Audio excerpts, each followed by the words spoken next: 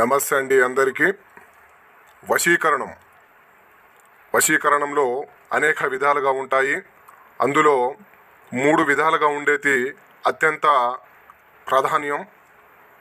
ఈ వశీకరణ మంత్రాన్ని ఎవరైనా సరే ఉపయోగించి ఎదుటి వాళ్లను మన మాటల్లో తెచ్చుకొని, అంటే మనం చెప్పిన విధంగా మాట్లాడేటట్టు, మన చెప్పు చేతుల్లో ఉండేటట్టు, మనం చెప్పిన పని చేసేటట్టు చేసుకోవచ్చు. ఈ యొక్క వశీకరణ మంత్రం ద్వారాగా దేవతలకు మూలాధిపతి అయిన బృహస్పతి యొక్క మంత్రాన్ని ముందుగా జపించి, తర్వాత వశీకరణ మంత్రాన్ని జపించి ఎదుటి వాళ్లను మనం వశం చేసుకోవచ్చు.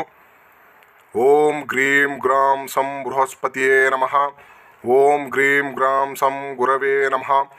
ఓం గ్రీం గ్రాం సం వసమానయ స్వాహ అనేటువంటి ఈ యొక్క మంత్రాన్ని జపించి ఎంతటి మొండివాళ్ళైనా సరే, మనకు ఎంతటి దూరంలో ఉన్నా సరే ఈ యొక్క మంత్రం ద్వారాగా వాళ్ళ ఫోటో పేరుతో వాళ్ళని వశపరుచుకోవచ్చు. అలాగే వశీకరణ మంత్రాన్ని ఉపయోగించేటప్పుడు కొంచెం శ్రద్ధ వహించాలి.